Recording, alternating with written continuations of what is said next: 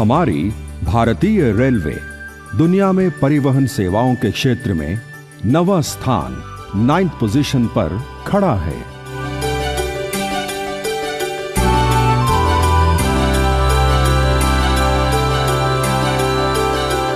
हमारी रेलवे 71,000 मील की दूरी यानी 115,000 किलोमीटर भर में फैली हुई है। यह 65,000 किलोमीटर के ट्रैक की लंबाई है। 7,500 रेलवे स्टेशनों में शामिल होने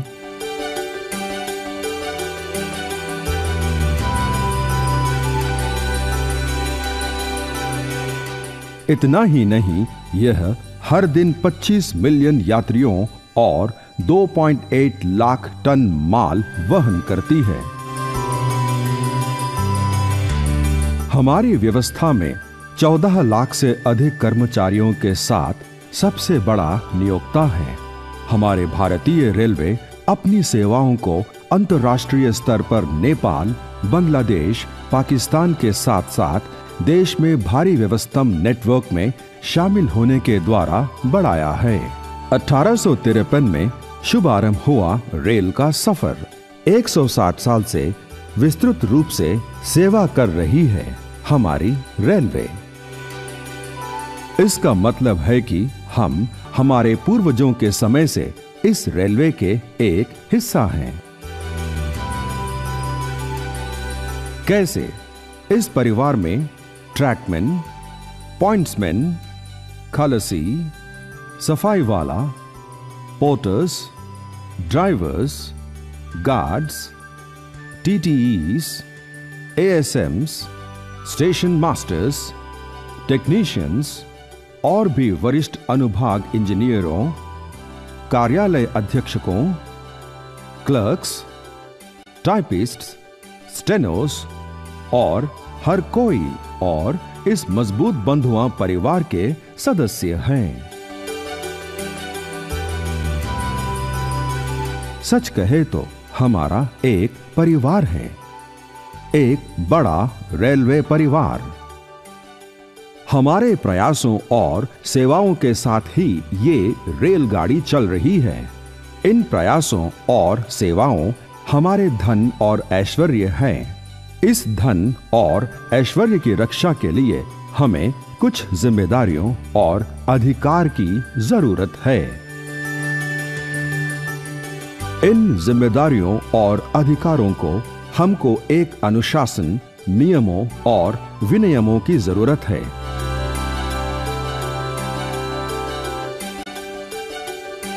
इन सब के लिए हमें एक प्रणाली की जरूरत है। इस उद्देश्य को प्राप्त के लिए हमें एक ट्रेड यूनियन की जरूरत है।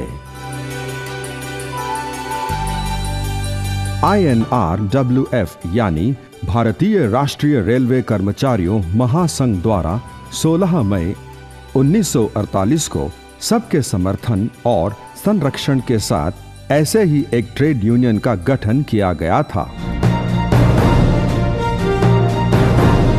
मई 1953 के बाद से INRWF, जो कि NFIR यानी भारतीय रेलवे की राष्ट्रीय महासंघ के नाम से जाना जाता है।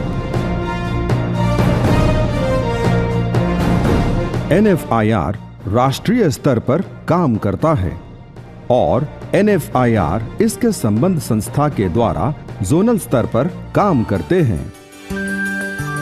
ये केवल NFIR ही रेलवे कर्मचारियों के निर्वाह और कल्याण की आकांक्षा रखती है।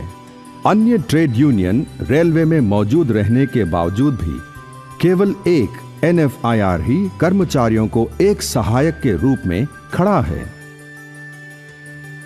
रेलवे में ट्रेड यूनियन के चुनाव का प्रक्रिया शुरू हुआ। 2007 के चुनाव में अखिल भारतीय रेलवे महासंघ AIRF और उसके संबंध संस्था ने कर्मचारियों को झूठी उम्मीदें देकर सत्ता में आ गए। AIRF नंबर 1 स्थान पर खड़ा है, लेकिन यह रेलवे के कर्मचारियों की सेवा में विफल बनी हुई है।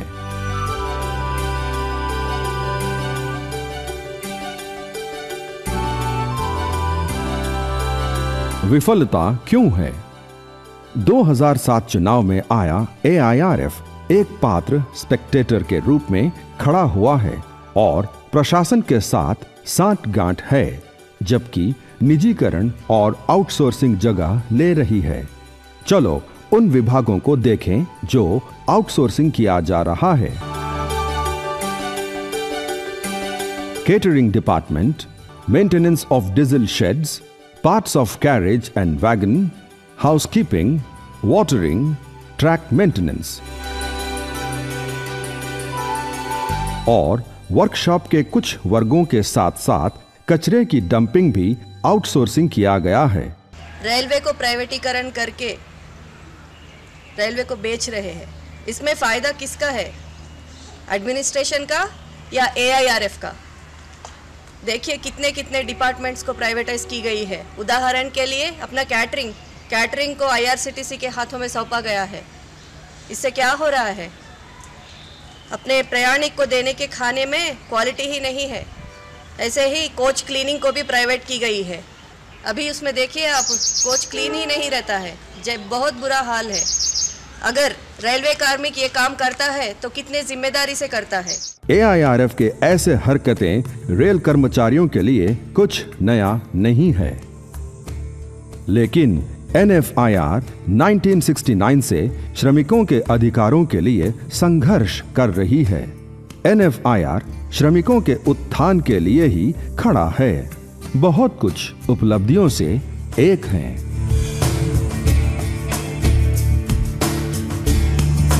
कर्मचारियों की समस्याओं को हल करने के लिए जस्टिस मियां भॉय ट्राइब्यूनल का गठन NFIR और रेलवे बोर्ड के बीच हुई। इस न्यायाधिकरण के माध्यम से NFIR ने कर्मचारियों का समस्याओं का हल कर दिया। उनमें से कुछ हैं: रात परिभत्ता, नाइट ड्यूटी अलाउंस, एक अनुभाग का स्वतंत्र प्रभार संभाल मिस्त्रीज को चार्जमैन C की उन्नति किया जाना चाहिए। आकस्मिक श्रम सेवा के 120 दिन पूरा करने के बाद अस्थायी स्थिति दी जानी चाहिए। गेटमैन और कीमैन के वेतनमानों की वृद्धि। लंबी दूरी की गाड़ियों को ग्रेड A का दर्जा प्राप्त।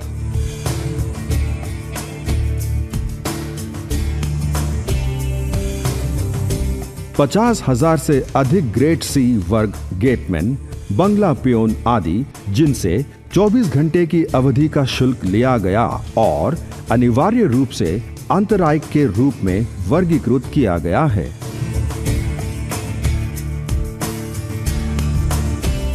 NFIR ने न्यायाधिकरण के गठन में एक महत्वपूर्ण और साहसी भूमिका निभाई है और कर्मचारियों की उपरोक्त और कई मुद्दों का हल किया गया है। न केवल इन उपलब्धियों को NFIR ने हासिल किया, ऐसे कई उपलब्धियों को NFIR ने अपनी शान में शामिल किया है, लेकिन इन मुद्दों में AIRF अप्रभावी बनी हुई है।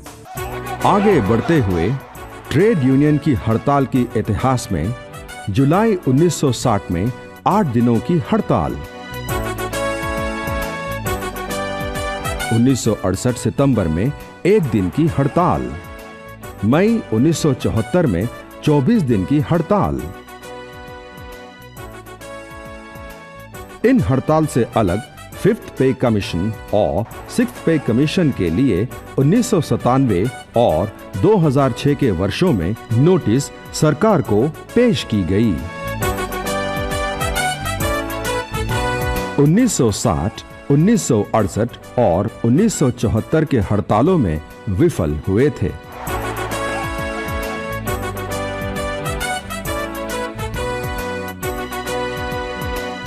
लेकिन NFIR ने जो हड़ताल की सूचना सरकार को दी, सरकार हिल गई थी और तुरंत पे कमीशन को नियमित किया गया। ये है NFIR की शक्ति। NFIR समस्या समाधान में विश्वास रखता है और हमेशा कर्मचारियों की सुरक्षा देखता है। हमने अब तक ज्यादा ट्रेड यूनियन के बारे में बात की है, हमें इन उपलब्धियों के पीछे मौजूद प्रख्यात व्यक्तित्व के बारे में जानने की आवश्यकता है।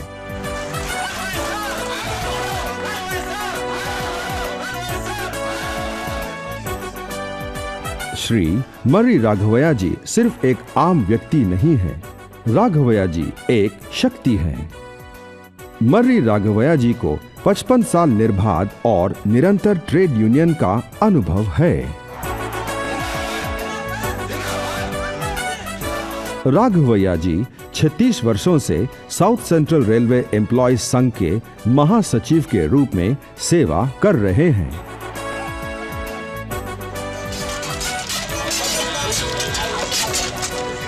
श्री मर्री राघवैया जी अपने 78 साल के जीवन की यात्रा हमेशा केवल कर्मचारियों के कल्याण की दिशा में किया है।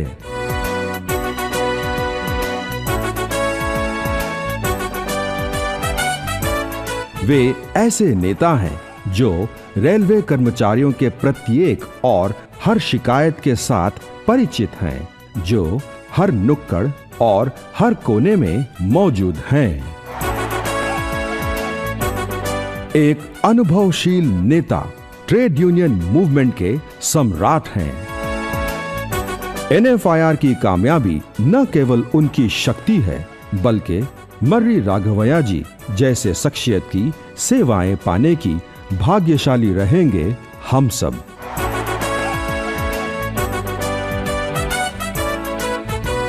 NFIR के कुछ महत्वपूर्ण उपलब्धियां। अब तक हासिल की हुई समस्याएं।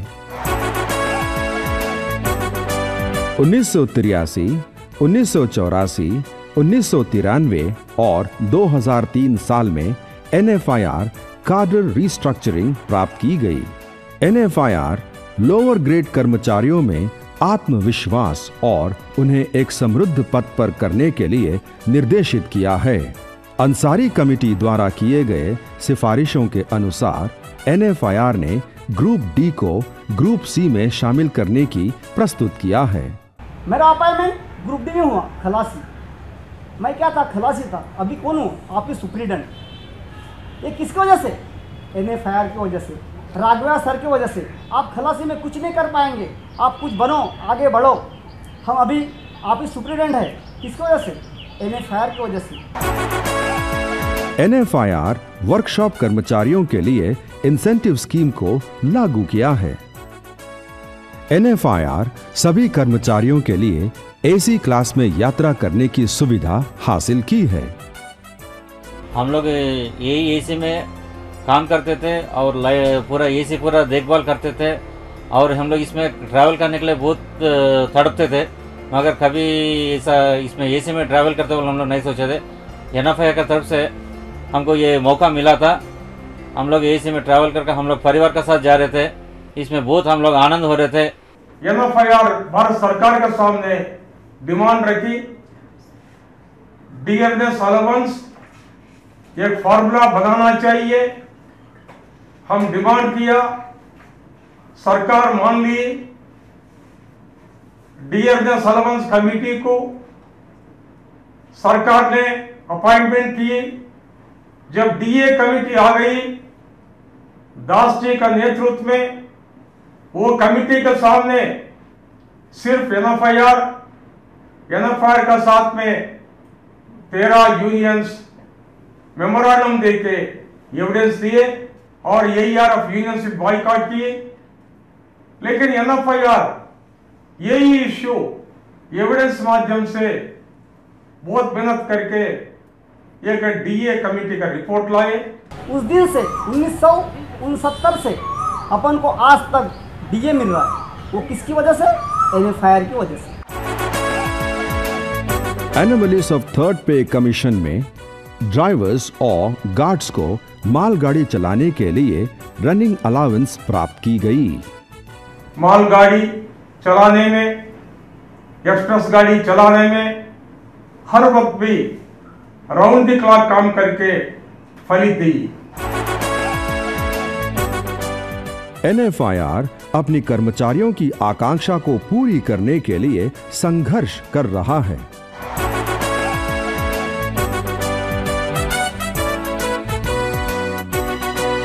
NFIR कर्मचारियों के कल्याण महत्वपूर्ण है, अधिकार में दिलचस्पी नहीं। NFIR को रेलवे की भविष्य उद्योग की स्थिरता ही महत्वपूर्ण है। इसके लिए एक प्रणाली का अवसर है। ट्रैकमैन का शू अलाउंस में वृद्धि। आश्वासन दिया करियर प्रगति योजना, assured career progression scheme. Medically decategorised कर्मचारियों के बच्चों को अनुकंपा नियुक्ति।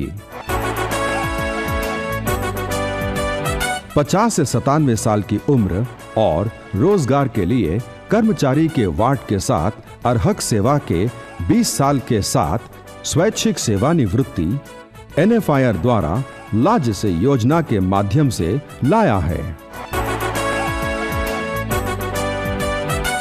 हमारा स्टेशन मास्टर भाई लोग फ्रंट लाइन कैटेगरी है। जो भी कलेक्टर आएगा, SP आएगा, मंत्री आएगा, पहला रिसीव करने वाला स्टेशन मास्टर है। गाड़ी को सेफ्टी से इंश्योर करने वाला, ट्रेन पासिंग ड्यूटी चलाने वाला स्टेशन मास्टर है। स्टेशन मास्टर को 6 सेंट्रल पे कमीशन अन्याय की 2800 ग्रेड पे दे दी। ये रेक्टिफाई करके 4200 grade pay entry grade pay लाने के लिए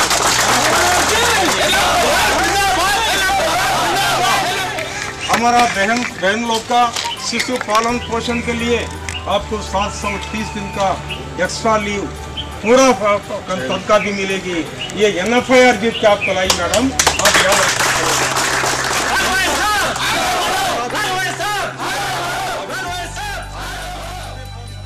चाइल्ड के लिए महिलाओं के लिए एक वरदान है। इसकी साधना करने वाली अकेला हमारा NFIR ही है। ये चाइल्ड केयर लीव की वजह से हमारी महिलाओं को कितनी संतुष्ट हुई, तो इसीलिए NFIR अपनी राष्ट्रीय क्षेत्र में रेलवे मंत्रित्व शाखा से लड़ाई कर इसे आसानी से प्राप्त की। हमें कई और समस्याओं को हल करने की जरूरत है। अंसारी कमेटी के ग्रुप D से ग्रुप C कार्यान्वयन। विभिन्न कर्मचारियों को रिस्क अलाउंस का अनुदान देना है।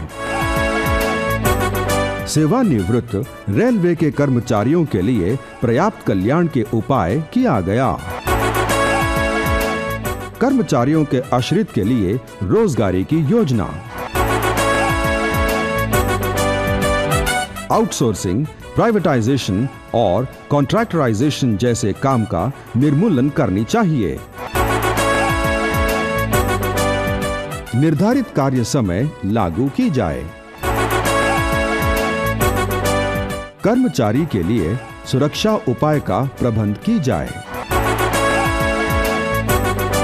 कर्मचारियों का भविष्य खुशहाल और कामयाब होनी चाहिए। सुरक्षित नौकरी हर कर्मचारी का हक है। कर्मचारियों को तनाव में नहीं लाना चाहिए, जिससे दक्षता में कमी हो न जाए। महिला कर्मचारियों के लिए विशेष सुविधाएं और विशेषाधिकारों का नियुक्ति। भारतीय रेलवे को दुनिया के रेलवे के साथ सममूल्य स्तर पर आधुनिकीकरण किया जाए। हमारा इलेक्शन मैनिफेस्टो में न्यू पेंशन स्कीम रद्द करवाने के लिए हमारा NFIR लड़ेगी।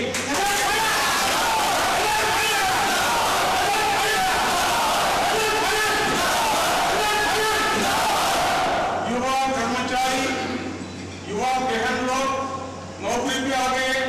जनवरी 2004 के बाद में वो लोग का रक्षा के लिए, सामाजिक रक्षा के लिए ये न्यू पेंशन स्कीम रद्द करना पड़ेगा।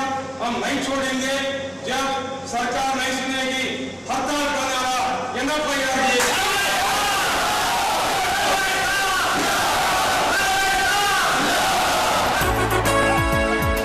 न्यू पेंशन स्कीम के प्रति बहुत बड़ा धोखा। किस तरह? न्यू पेंशन स्कीम अमल के लिए नियुक्त किया गया PFRDA के साथ काम करने के लिए AIRF के अध्यक्ष श्री उमराव मल पुरोहित नियमित होकर AIRF न्यू पेंशन स्कीम के रद्द के लिए नारा लगाना। ये सीक्रेट बैलेट इलेक्शन मैनिफेस्टो में हम ये डिमांड भी रखें। हमारा कमिटमेंट है बोनस का सीलिंग हटाने के लिए हम जरूर प्रयास करेंगे। पूरा रेल कर्मचारियों को हम मोबिलाइज करेंगे, एक प्रेशर बिल्डअप करेंगे सरकार के ऊपर। ये सीलिंग हटाने के लिए जरूर हमारा संघर्ष जारी रहेगी। 6th सेंट्रल पे कमीशन का ग्रेड पे मिलके अभी 7th सेंट्रल पे कमीशन का डिमांड हम रखे।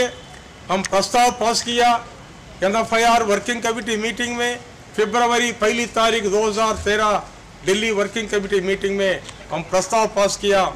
हम सरकार के सामने रखे जल्दी से 7th सेंट्रल पे कमीशन, जब मेरा कर्मचारी गाड़ी मार के मर जाएगा उसका परिवार को रक्षा करने के लिए कुछ भी व्यवस्था नहीं है। ये सभी समस्या आ गई। 6th सेंट्रल पे कमीशन का रिपोर्ट अमल करे से बाद में ट्रैकमैन कैटेगरी को प्रमोशन का जो सिस्टम था वो प्रमोशन का एक मौका भी खत्म हो गई। 90% से ज़्यादा ट्रैक मेंटेनर आज 1800 ग्रेड पे में रख दिए। ऐसा दुर्भर परिस्थिति आ गई। ये परिस्थिति रेक्टिफाई करने के लिए NFIR ने ऑल इंडिया कॉन्फ्रेंस किया, ट्रैकमैनों को बुलाया, वो लोग से चर्चा किया। 29 तारीख अप्रैल 2009 में डिस्कशन में हम प्रस्ताव पास किया। बाद में all India general managers conference में ये पूरा समस्या हम रखे। 11 तारीख जनवरी 2010 ऑल इंडिया GM's कॉन्फ्रेंस में रेल मंत्री के सामने हम रखे। हम एक्सप्लेन किया ट्रैक मेंटेनर को कितना नुकसान हो रहा है, वो लोग को पदोन्नति नहीं है, वो लोग का करियर बर्बाद हो गई। यही पॉइंट हम रखे। ये संदर्भ में मैं आपसे निवेदन करने के लिए आया। आपका वोट हमारा NFIR यूनियन को देना चाहिए। NFIR सदा आपका साथ चलेगी, आपको समर्थन करेगी, आपको रक्षा करेगी। हम जब आपको कष्ट आएगी NFIR आपका कष्ट शेयर करने के लिए तैयार है। ये शब्द मैं आपके सामने बोलने के लिए आया। मुझे विश्वास है आप मुझे आशीर्वाद देंगे।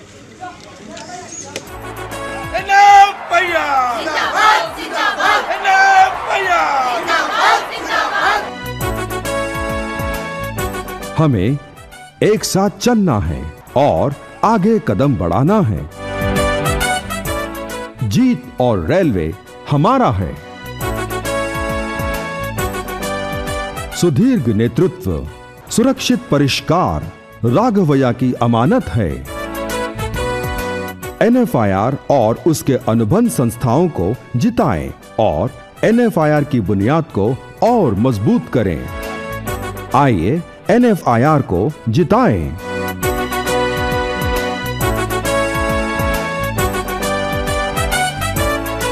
मैं बार बार बोल रहा हूँ कि आने वाले 25 अप्रैल को न भूलते हुए अपना अमूल्य वोट, कीमती वोट ओनली NFIR को देना है।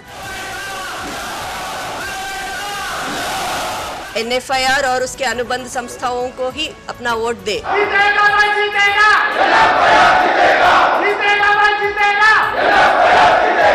Vote for NFIR।